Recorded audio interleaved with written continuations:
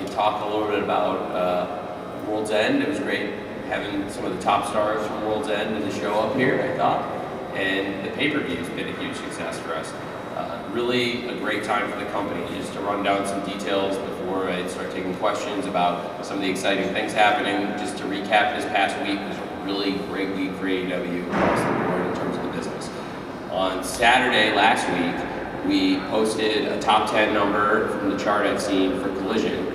Collision finished ahead of the NBA. Collision finished ahead of a lot of the top sports against top football competition.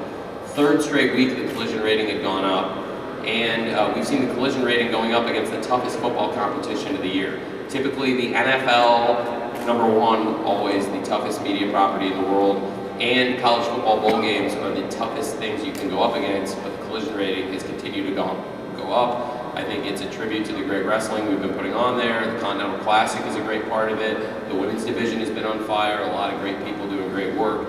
And so I think the recent run of Collisions there has been some of the best TV we've ever done. And like I said, 3 straight weeks the rating has gone up.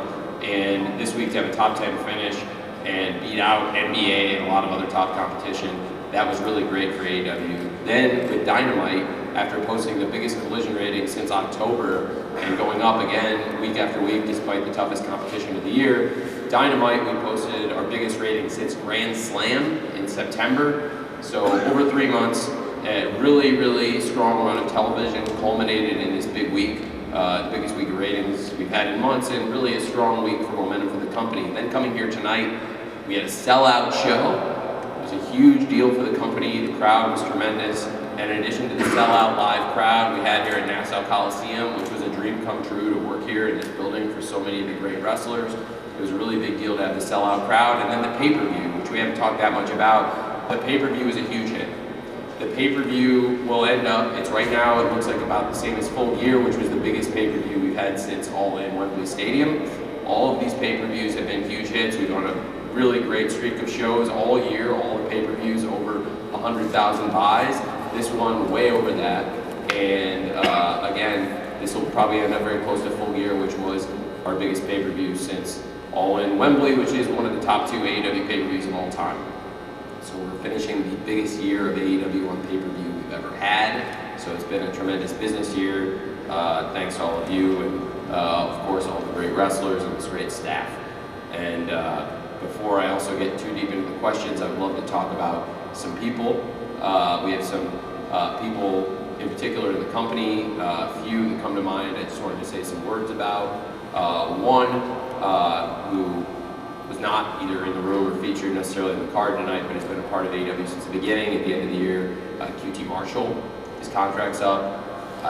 Somebody I really respect. The door would always be open for QT to come back in any capacity, wrestling and coaching. I know he wants to go out and ply his trade, and he's somebody that has done a great job. When you see people like Julia Hart sitting here next to me, her development, QT had such a huge hand in that, and a lot of the great wrestlers here. And I know he wants to go out and focus on his wrestling career, but he's also been a huge part of AEW in addition to the wrestling as a coach. He's been in great matches, the bunkhouse match, and so many great matches on TV. He's done great work internationally, and I consider him a good friend. And you know, QT's contract is up, but I would welcome QT back here anytime, and I think any wrestling company in the world would be very lucky to have him. And always will wish him the best, and hopefully see him again, either here or any place down the road, because anybody that has QT would be very fortunate. Also, you know, coming at the end of the year, this is like World's End, first time we've done this pay-per-view, December 30th. Typically in sports, wrestling, entertainment, all kinds of trades, you'll see some contract cycle end at the end of the year. It's just the nature of business. For some reason, I don't know why, but a lot of contracts tend to expire December 31st. It's just how things go. And for us, maybe in part because this is actually going to be the 5-year anniversary of the company. So looking at where we are, I'll talk a lot about the 5-year anniversary of the company and the health of the company and where we stand. But QT was a huge part of the whole 5-year run, and I want to thank him because it's been a great 5 years. And again, he'd be welcome back anytime. Somebody who has not been with us the entire 5 years, but they've been with us about half the time, and they've been outstanding, and somebody I really respect, and I don't expect to see necessarily, as it stands right now, renewing the contract, but somebody that I have a great amount of respect for and will be parting on good terms, and was tremendous and was here and did wrestle tonight, is Andrade El Idolo.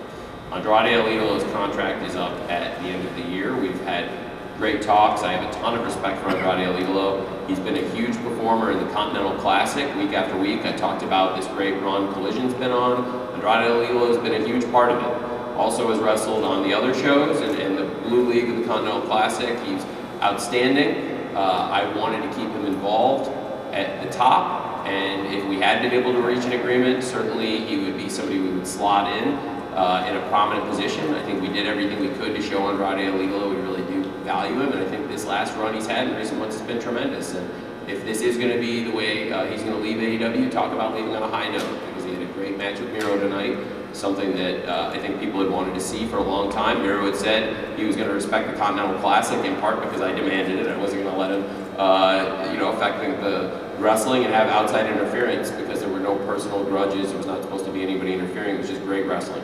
I thought Andrade's matches, Andrade El Idolo, week after week, tremendous in the Continental Classic. We also had talked to CMLL and said I would love to set that up, because Andrade El Idolo had a great history there. La Sombra has a great history in Mexico. I am a big fan of his, and I thought that was something very nice we were able to put together. I don't know exactly what the future of that would be, but I do know that Andrade El Idolo is a great wrestler. I appreciated him coming and having such a great match tonight, and if that was his last match in AEW, again, he left on a very high note over these recent months with the Continental Classic, the great matches he's had really since the beginning of Collision, week in, week out, and the great match tonight, certainly with Miro. And also, speaking of people finishing up their run, and somebody who's here, somebody I have a lot of respect for, and what a way to finish your 5-year run in AEW with a sellout, Rafael Morphy, who has been our head of live events for 5 years.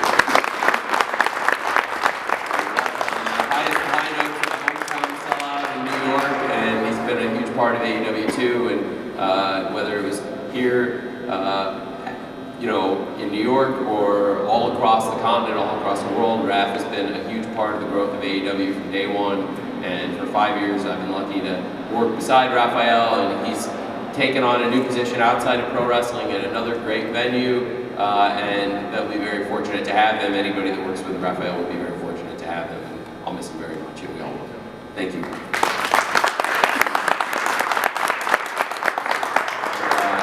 It's been, like I said, it's been a great 5 years for AEW, closing this year on a real high note in terms of the business, high points, going out very hot with a hot pay-per-view, hot TV ratings, and it's great to see all of you. So with that, I can visit with you and take your questions.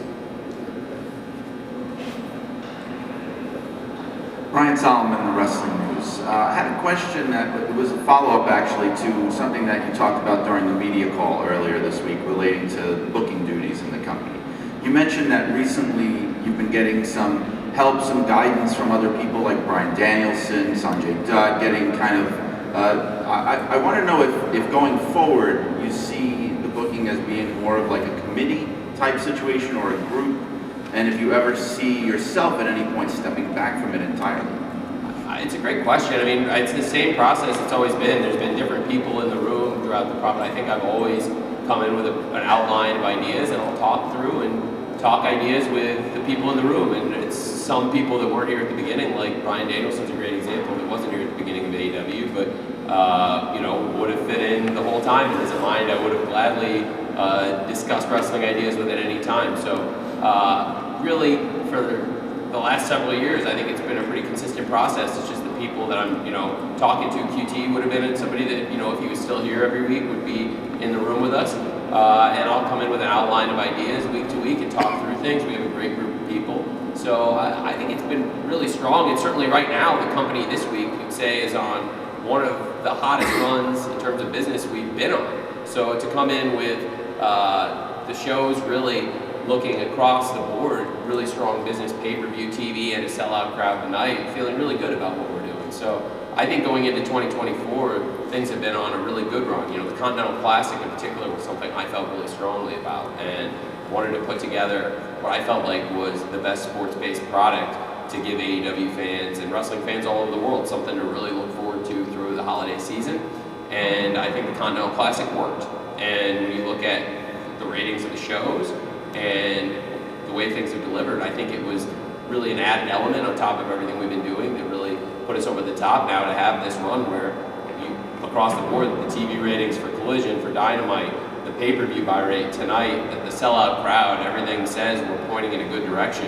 Having a great champion like Samoa Joe, when you've been having all these great hard-hitting matches on TV every week and setting the tone, you know, he was not somebody that was in the Continental Classic. Obviously, he's been chasing the world title, but now we have a very interesting scene. You have those dozen competitors that we've been highlighting week to week. You have certainly Samoa Joe now coming into focus as the world champion, Eddie Kingston coming out with the Continental Crown.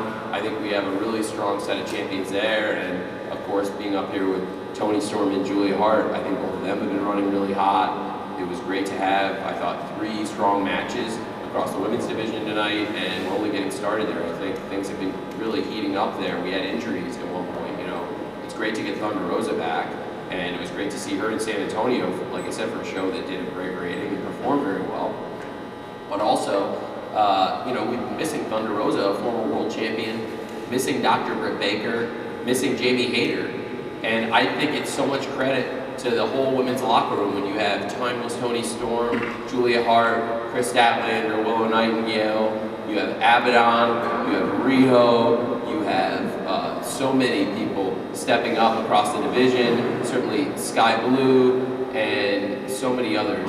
And really, I think with all these names and all these people that have come in, had strong matches, and we also have Hikaru Shida coming back into the fold. Now Thunder Rosa's back, and then you talk 2 more former world champions in Britt Baker and Jamie Hayter, plus the fact that I'm going to be very active in free agency in 2024. I can assure you that it's going to be, I believe, the best run in the history of the women's division. I think that's really in a very strong place. I believe that Samoa Joe is exactly the kind of champion, you know, first of all, across this past year, we've had a really great year. We've hit all kinds of heights, and you have to really give credit. I think throughout the year, there were so many great moments.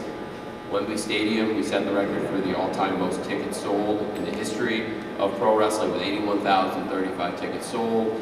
We had ended the year really on the hottest run of ratings in months and in a very good place. All the wrestlers have made it possible, and I feel like we're in like a really, really good place right now. So certainly, I think the process is similar, so the people have changed, but you know, it's a constantly evolving thing, and I think we have a great group of people. So I think we'll, you know, continue to evolve and grow as a company. But one thing I think we saw this year was leaning into a sports-based presentation at times. It was very, very strong.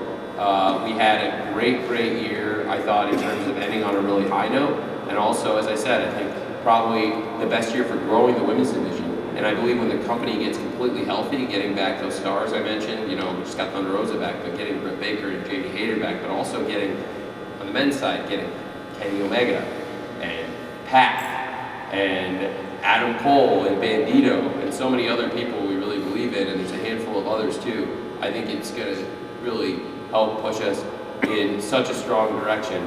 And I believe, like I said, 2024 being the most important year in the history of AEW, it's important to look back at what we've accomplished over the last 5 years and say that going into this year, we're in a great position. Thanks. Another one over here. Tony Felstrom from USA Today Sports Media Group. A lot of chatter today on social media regarding Chris Jericho. Is Chris Jericho, or was Chris Jericho at any time under any internal investigation for sexual misconduct, any other type of misconduct over the course of his tenure in AEW? Just I can't speak to internet and unsourced rumors. I think I spoke earlier to Kevin and mentioned the policy we have in place, the disciplinary process. We've always followed that, and I believe AEW is the safest wrestling company in the world, and we have the best track record for safety, and I would hold it up to anybody, and anytime anybody has any kind of complaint, they have an open door again to say it to me or to anyone in the office, and we would look into it anytime. So again, just Kevin earlier asked about that policy, and I think I gave a pretty robust answer on that, and it would apply here too. Hey, Tony. Oh, can you hold his hand? I'm sorry. Oh, sorry. I got the microphone. Hey, Tony. Big Love, Rich Magnet Podcast. You, AEW, have been responsible for tremendous moments in professional wrestling. for the past 5 years, right? Now, apart from the business and the numbers, personally, I want to know, how does that 14-year-old Tony Khan feel on the inside, like right now? So good, so good. It's pretty great. It's a great question. It's a great way to end the year, and the sellout crowd and the numbers. I mean, it's, it feels really good. It's really important for the locker room to see that what we're doing is working. And like for all the women and men in AEW, I think everybody could rally around and see like when Collision did that number, and that was a great show, and Collision's been on a great run of shows, and then for that crew to come together in San Antonio, post that number over the holidays, beat the NBA, finish in the top 10, like up against all the football, after the week before going up against NFL, when every metric in wrestling history, we have decades of history that says when wrestling goes up against the NFL that the wrestling rating will go down. And this time the wrestling rating went up. And it spoke to the quality of the show and how excited people were about those matches. The Continental Classic, what the women are doing, and everyone across the show, the tag team division, just some great things. And there have been a great group of people throughout the year. Also, a great group of champions. I thought that, for me, week to week, have just been absolutely delivering. And, we have some champions that, were not up here in the Scrum, I think, that have done a great job. Champions like Ricky Starks, Big Bill have been excellent. Christian Cage is somebody who's maintained a high standard. And then I believe, in addition to the great champions, some people that have held championships, MJF, what a huge part of AEW MJF has been. What a huge part of AEW FTR are week to week.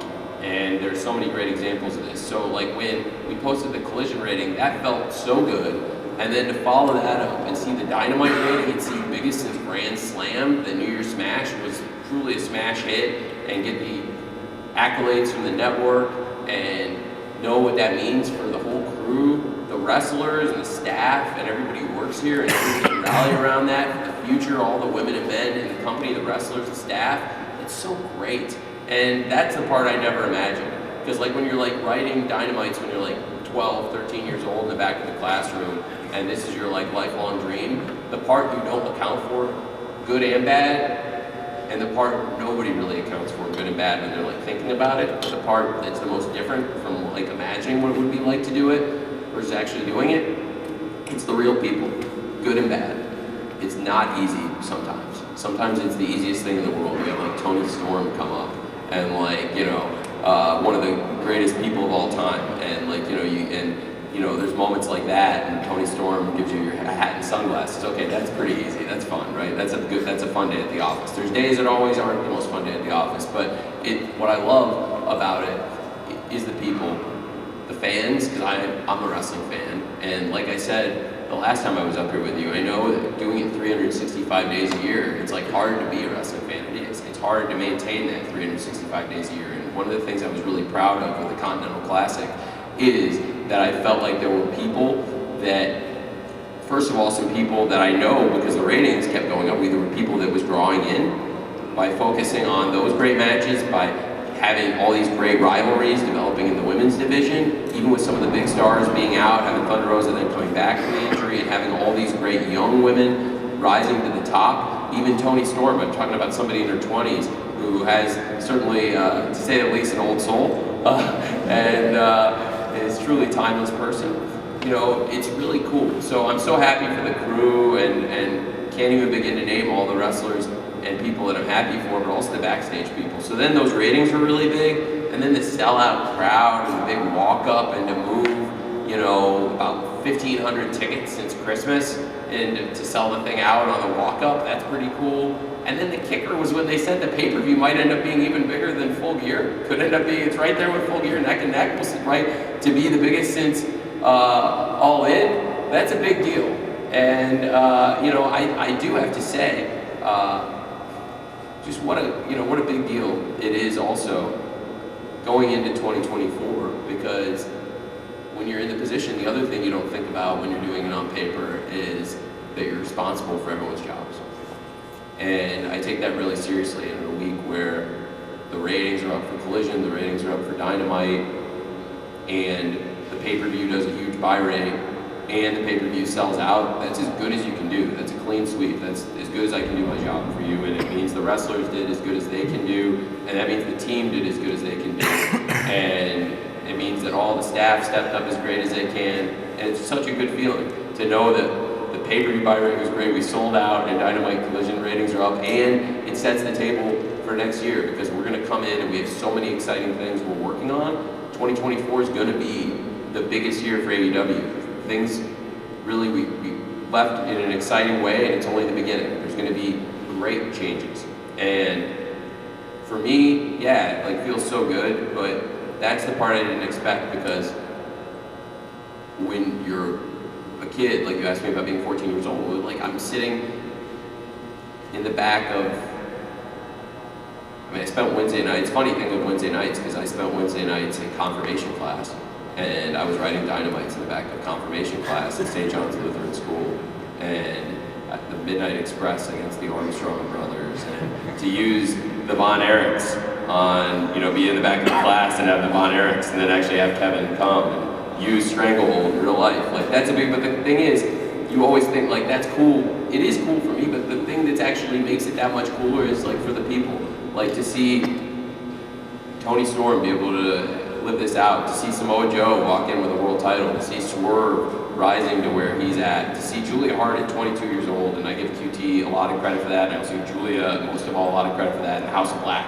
All of them have done great with Julia, and that's why I think when she said she sees herself as House of Black for life, and I think to have this crew come together the way they have, plus there were people that weren't here, were not on the show, and are going to be a major focus of the promotion going forward next year too, and are going to be stepping back into the spotlight. There's just so much to look forward to, and I'm excited for them, and that's what's really cool, because I love this place, I love the fans, and it meant the world that clearly something we did through November and December really captivated people for the TV ratings to hit highs, to be up year over year, which is hard to do in the wrestling business, and not a lot, frankly, right now that's hard territory. I spoke to Brandon Thurston about that earlier this week, and after we talked, then we saw Dynamite was up year over year. When we talked about the cable being down 20%, yet Dynamite's up 11%, so it's being, up even more. Pretty cool. And the best part of it is that means everybody's jobs are very, very secure, and that I can sleep a little bit easier knowing that the great work that all the women and men here did and the support of the wrestling fans means that we're going to be able to keep this thing going, and that there's that much more momentum for everybody to build on, to create more jobs and grow the company, and find more ways to support pro wrestling, more ways to support the wrestlers, and take care of this great staff who work through the holidays, because we have the best staff in the world here. This is the best place in the world. Thank you. Tyler Dominic, Fox 5. So you've talked a lot about the ratings and how things are going to be changing going into 2024. We've also talked a lot about how people who have been here since the very beginning, a few more people both on and off screen, have been leaving AEW. From a showrunner perspective, can you speak to how you go about with Dynamite, Rampage, and Collision, as well as some TV specials and pay-per-views, how you go about making each show feel individual and unique, and making everything must-see while still having things be coherent over a week-to-week show? That's a great question, and it's a real challenge, and I think that Dynamite and Collision in particular, being both 2-hour shows, have found a distinct identity. And I think both shows have gotten stronger, and I really love the way we ended the year. I thought both shows ended on a really strong run.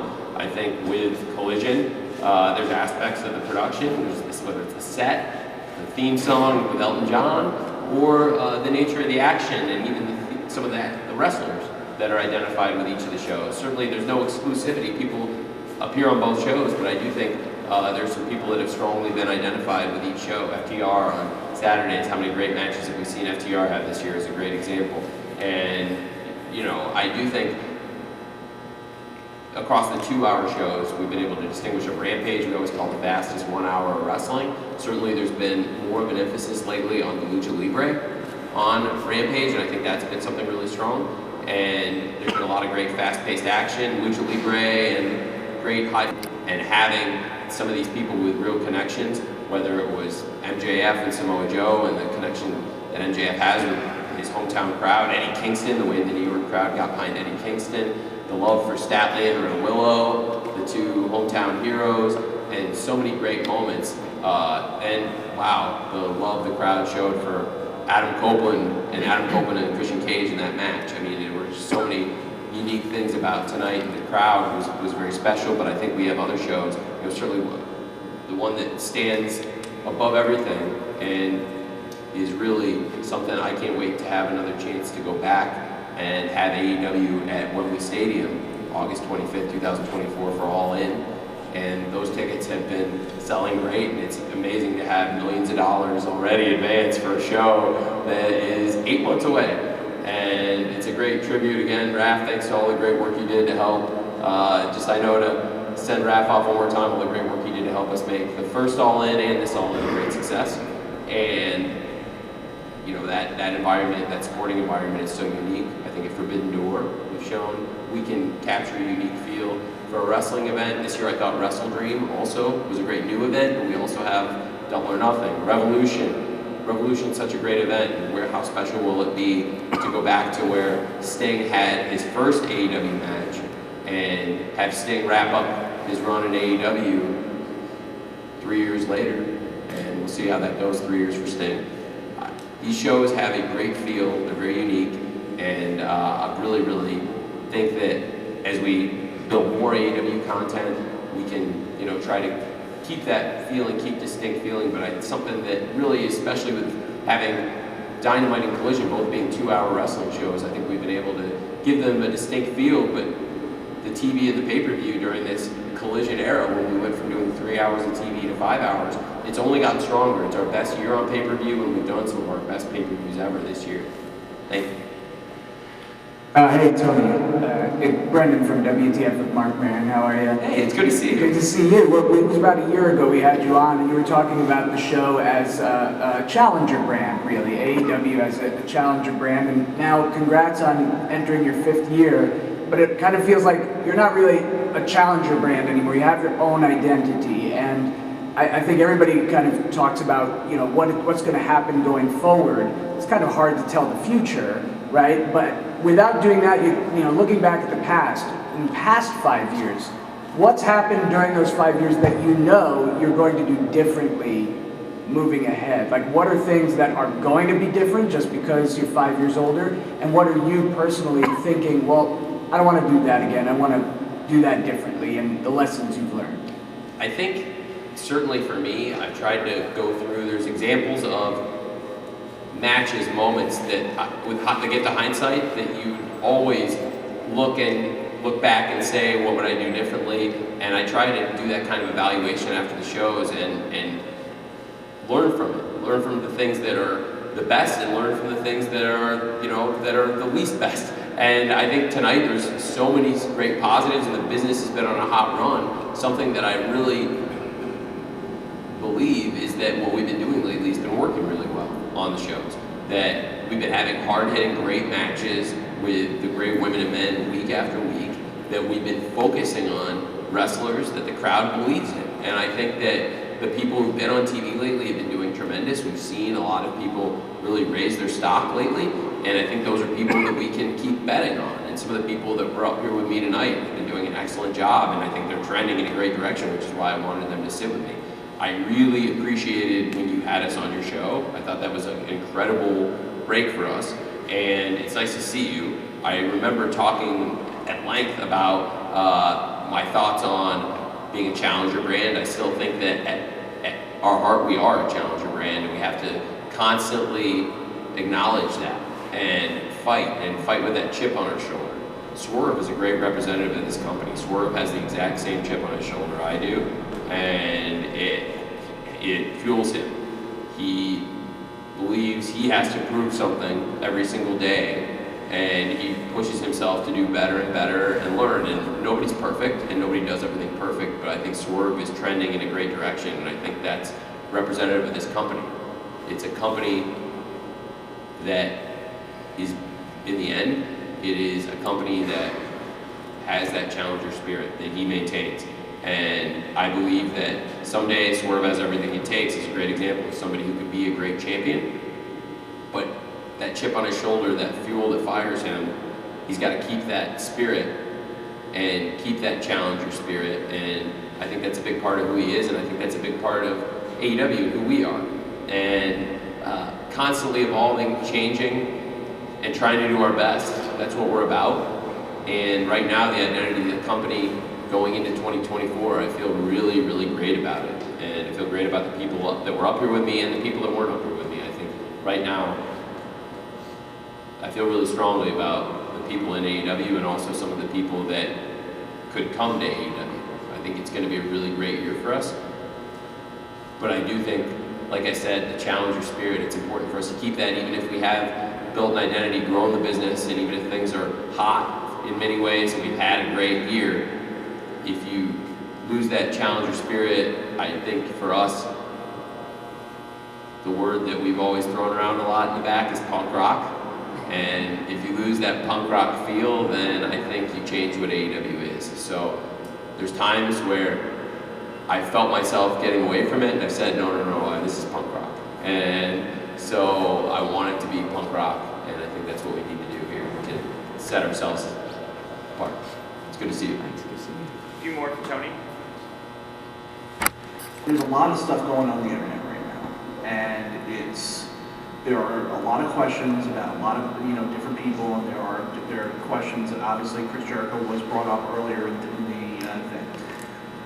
Again, from as a general manager standpoint in this situation, can you confirm or not if there's been an investigation with him, or has there ever been any accusations or anything like that in regards to Chris's behavior? And like I said, these are all basically internet, and again, there are people in this who have an agenda per se but again, these questions do need to be asked, and obviously, like I said, as respectfully as I want to be in this situation, is just to kind of just bring it up and just ask as best as we can, because again, there also was another situation, former talent of AEW did post something that has been perceived as a confirmation of these allegations. So. I can't speak to that. I would just say what I had mentioned to Kevin earlier, that we have a disciplinary policy or a disciplinary committee that things are referred to, and that everybody in AEW, anybody who's ever wrestled in AEW, has an open line to talk to me or this group, and always has. And that's how we've always acted, and that's why I believe AEW has the safest environment, and AEW is the safest place in pro wrestling, and it's why AEW has definitely the best safety record in wrestling. And I believe we maintain it. Thank you. Thank you. Hi Tony, Colin, Russell, and Fightful. Great show tonight. Thank you for taking the time to speak with us. You mentioned QT Marshall earlier, and other Raphael as well, as people who have been, it's so important, Tony, that they're leaving. There's been a lot of speculation, and MJF even said that his players should be an article that he's not going to show us next. We saw them at the main event tonight. I just wanted to know if you could comment on MJF's status. And as a kind of a second part to it, how much did MJF's injury kind of throughout the build of this show impact kind of the road there? Because obviously we have the devil and everything.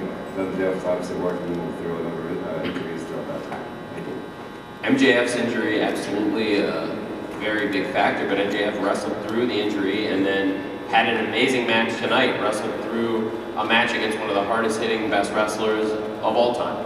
And I believe Max is somebody who has a great heart and somebody who loves AEW, and I think everybody read that in the article. I can't speak to his future in 2024 here at this time, but I do think MJF has been a huge part of AEW for 5 years, and MJF is somebody also that is welcome in AEW and wanted in AEW for life, and is also a huge part of the growth of AEW and the success of the company. Thank you. Hi Tony, Kimmy Sokol from the Pop Group. Now, speaking about the women's division, you recently added a new championship to Ring of Honor. What was kind of the idea behind introducing the women's TV title? It was a really great question. We've had so much great success in AEW, trying to feature the women and really spotlighting a lot of new stars, rising stars in AEW, but I think also in ROH, we've been trying to focus on spotlighting young stars, rising stars. and we have a great roster in Ring of Honor, a great roster of women and men. And I felt like with the way the company's going, with ROH having a mission, first of all, to feature great wrestling every Thursday on WatchROH.com, but also building stars for the present.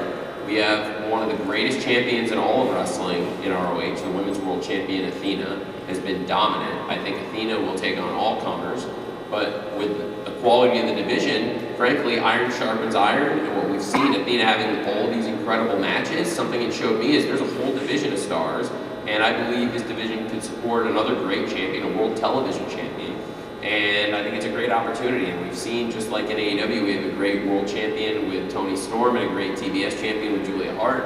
I think in ROH, we've got a great world champion in Athena, and we have a great roster of women that want to be the world TV champion. I brought a lot of the locker room together on a Saturday and unveiled the championship belt to them in the locker room before we unveiled it to the world, and the reaction was unanimously very, very excited. There's a lot of women in the locker room that want to fight for that ROH World Television title, and I think there's going to be great competition there. When you watch ROH week to week, you see several great women's matches every week, and you see the great competition. The roster is there, and I think we can support a great TV title, and it's something that I know the locker room is really excited about. Thank you.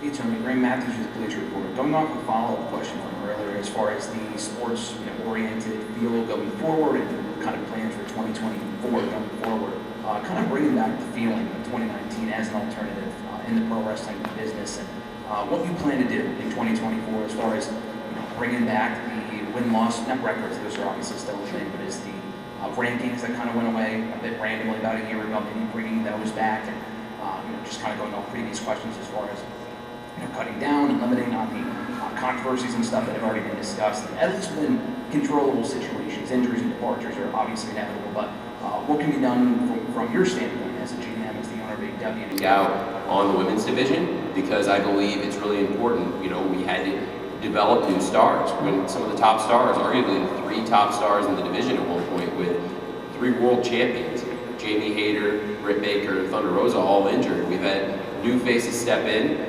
And in addition to, some of the great people we saw here tonight, like timeless Toni Storm and Riho, who's been with us since the beginning but came back from Japan and has been a big part of the TV lately. That's been great. And I think that, in particular, I can't say enough about, at 22 years old, what Julia Hart's doing. And I thought, it was great to get Julia Hart and Sky Blue, somebody else who's very young in the pro wrestling business, and as they've stepped up, I think the shows have stepped up, and we've seen, Chris Statlander and Willow have something special. I think a lot of people have really enjoyed Ruby Soho and Saraya, and in addition to in the ring, out of the ring, they've been delivering lately, and there's so many great things going on, but it starts at the top with the champions of the company, and I think the women have been doing great, Toni Storm and Julia Hart. I think, it's important to say that stuff we've seen that's worked really well, there's a lot of it. And so right now, I think we want to lean into the things that have been successful for us right now. That's a lot of things we've been doing. But to your point, as far as what we can do in the future, I think building on what we did this week, because this has been the most successful business week for the company probably since we came back from England, which was one of the most successful weeks in the history of the business. Thanks. Thank you. 2 more for Tony. Hi, Kate from Fightful. Congratulations on a successful event today. 2-parter because I'm greedy. The first one is, there was talk of an accelerated pay-per-view schedule heading into 2024. I was just wondering if there was anything that you feel comfortable sharing about that, and the potential possibly of a super show for people that are into the interpromotional stuff. And then my other question is, in addition to Wendy Rector, as Toni Storm pointed out, I would be remiss if I didn't ask. There is a couple of big free agent names on the market, Mercedes Moné, of course, but Deonna Purrazzo, of course, Camille. Anything that you feel comfortable sharing in regards to those free agents as well? I would say that you just named some great wrestlers. I will be very active in the market, signing great wrestlers. I always have been whenever great names come up, and you can expect that. I really appreciate your questions. That's a great question, and your first question was a great question. This year was a huge year. This was our biggest year ever on pay-per-view, so thank you for the platform to talk about that, because it's a big risk for a company in this day and age to expand the pay-per-view calendar the way we did this year and talk about being rewarded, and tonight is a great example of that. You know, for the first few years of AEW, we had a quarterly pay-per-view calendar, of course, with Revolution, Double or Nothing, All Out, and Full Gear.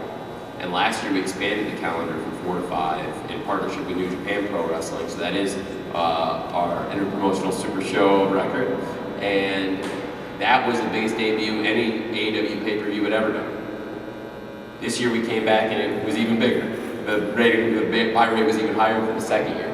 So that had been an amazing launch. So we expanded from 4 to 5. This year it was a big swing. We went from 5 to 8. It worked incredibly well. All of these new pay-per-views were huge hits. All In now, that is, All In is a platform that existed, but there had never been an AEW All In. And it was actually something that the Young Bucks and Cody had put together when they worked with ROH. And the video was actually in the ROH library. It was arguably one of the big assets, arguably maybe the biggest asset. And I would say that that alone was worth more than what I paid for ROH, which is less than 10% of what I've seen before. So I would say it was a big risk to expand from 5 to 8, and holy cow did it work, because All In is one of our top 2 pay-per-views of all time, in addition to being the biggest live event in terms of ticket sales in the history of the pro wrestling business. And we're going back and doing it again, and it's already a huge profitable success with 8 months to go. And then Wrestle Dream is one of my favorite events we've ever done, and it was very personal to me. That was something I had thought of the night Inoki-san passed away, and I had marked the date down and said, I feel like 1 year from tonight we should pay tribute to him, and I don't think I would be here without him. He's somebody I idolized growing up. He's one of the greatest promoters in the history of the business, and he's one of the greatest minds, and the fighting spirit that he embodied in the ring, and as a promoter, changed the wrestling business and set the tone for what we do in AEW, including, in many ways, the Continental Classic, and inspired so many great wrestlers, and certainly I don't think we would be here if he hadn't kept the fight going for a long time. And after All In and Wrestle Dream, we came here for World's End, and talk about a home run. You know, this was a huge success for the company. This week has been a huge success, and now, again, just to reiterate, the pay-per-view buys, this is a new event, and all the new events this year did really well. By far, biggest year of pay-per-view sales. And as far as more expanding in the calendar, I can't speak to that. I think we're planning to come back March 3rd for Revolution. We know that will be Sting's retirement match, and that will be certainly an increased focus in the coming months, and something that's very important to all of us, because Sting is somebody who joined us along the way here at Winter is Coming 2020, and is one of the most respected people in AEW internally, and I believe by the fans, and in my opinion is one of the most respected and deserving and greatest wrestlers of all time. Thank you. Final question for Tony. Rob, with USA Today Sports Media Group, much has been made of MJF's contract status. So entering 2024, is he under contract? Right now, can't comment on the future of MJF and AEW other than to say we're very grateful for everything he's done to this point to get us here. MJF's been a big part of AEW now for 5 years. And he is one of the people that helped build this place. He was in the first AEW match ever. He's wrestled with us through the pandemic. He was on the Brody Lee tribute show, which was 3 years ago today, and that was something I really wanted to mention and I felt really strongly about. So, he was a big part of that. In fact, Brody Lee Jr. hit him with a cane on the Brody Lee tribute show in one of the greatest matches, one of the greatest tribute matches on the greatest tribute show of all time to a great man and the greatest TNT champion. And being up here in New York, I'd be remiss if I didn't bring up that and say that we're all thinking of Brody Lee all the time. We just passed the 3-year anniversary of his passing, and of course today is the 3-year anniversary of his tribute show. And I think about it all the time, and you know, when you mentioned MJF there, and I think of all the great memories in the 5 years and the great moments he was a part of. I think that's one of them, and there's so many. And tonight was a great event. Tonight, MJF was a huge part of the promotion of the event. I think he was a huge part of the sale of the event. He's been a part of some of the biggest moments in AEW over the past 5 years, and MJF's also somebody that's always welcome here for the rest of his career, but I can't speak directly to his future. I would like to, again, wish the best with some people I already mentioned. I can't speak highly enough of QT Marshall, I mentioned. Think the world of him, somebody who would be welcome here anytime. I mentioned, of course, Andrade El Idolo, somebody that we really have appreciated having here and is always welcome in AEW. I would also like to say, in addition to Rafael Morphy, who gave great parting words and also a great way for him to leave AEW on a sellout show, also end of contract for our Chief Merchandising Officer, Dana Massey, who I really appreciate. He's done great work and has been with us since the very beginning of the company. Dana is a really, really great person. She's a very wonderful lady. She has a great family, and I got to know her before there was an AEW, and she's one of the first people that took a chance on this, and one of the first people that took this idea, this dream, seriously. And without Dana, and if she hadn't convinced Matt to get on the phone with me and take this seriously, I don't know that we'd all be here. And I think she's a huge part of what we've done, and I also wanted to thank her. And also wanted to thank all of you. Really appreciate all of you being here, giving us your time, staying here to cover this. Pro wrestling, I think 5 years ago when AEW came in, I believe our launch, I believe our presence has changed pro wrestling, and I think AEW has done great things for the wrestling business, and none of it would have been possible without all of you covering the shows.